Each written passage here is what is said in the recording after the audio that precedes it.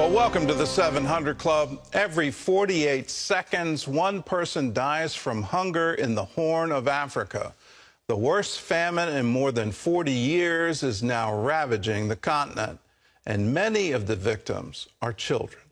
A perfect storm of back-to-back drought, COVID-19, and fallout from the Ukraine war have combined to create the dire situations.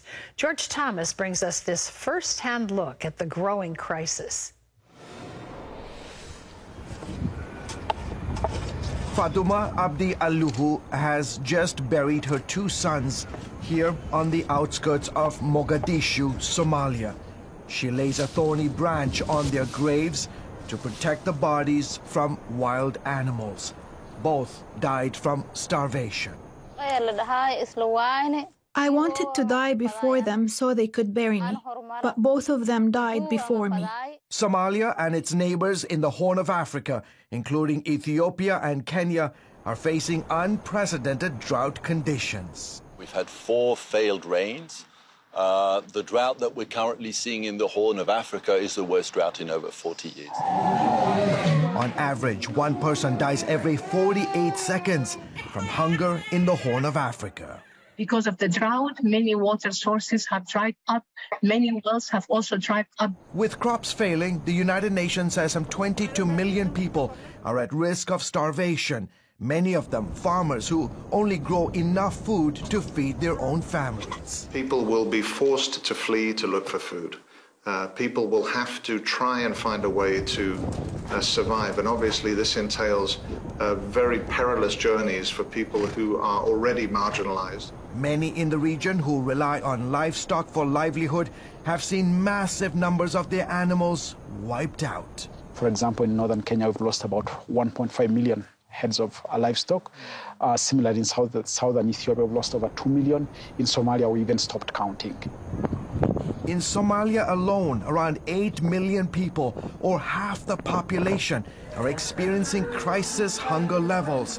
1 in 3 children face chronic malnutrition. I've been shocked to my core these past few days by the level of pain and suffering we see so many Somalis enduring.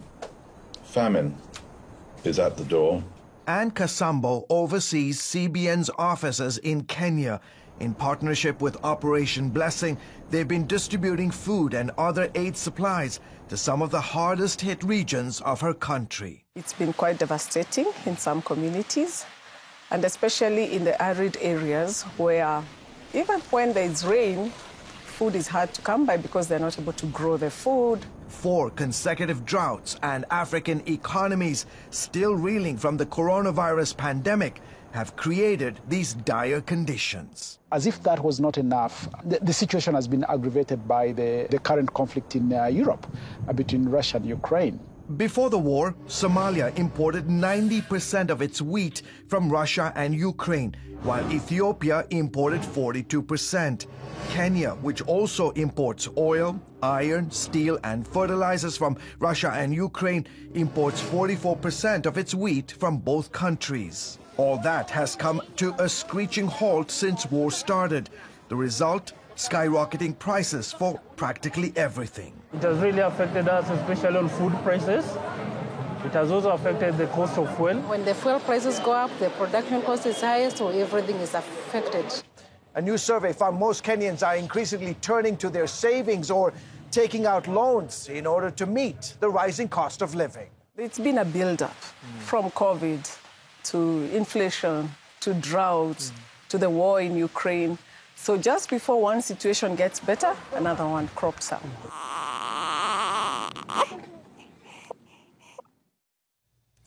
Devastating pictures, as you can imagine, folks. In late August, the first ship carrying grain from Ukraine docked on the Horn of Africa, offloading some 2,300 tons of wheat. That's enough to feed about 1.5 million people for a month. Food experts, as you can imagine, say that's a drop in the bucket, considering the immediate crisis facing millions across the Horn of Africa. Gordon.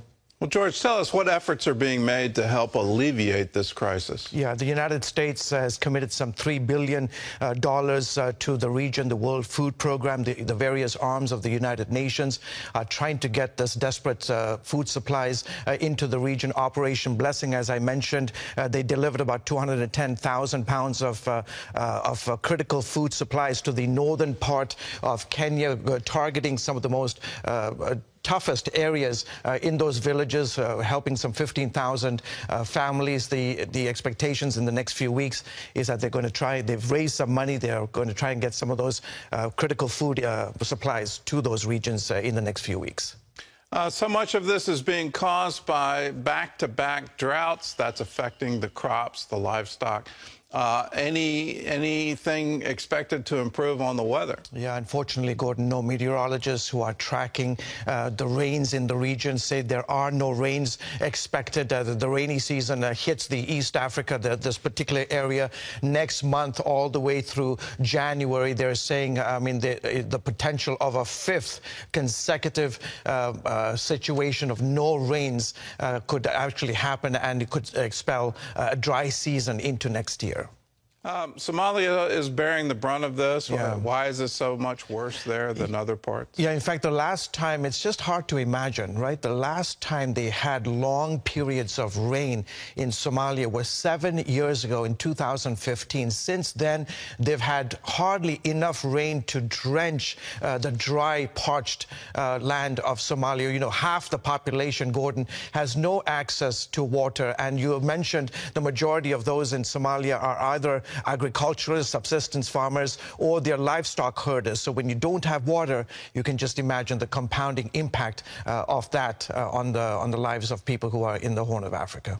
I assume this is creating a migration crisis as well, and people are leaving the country.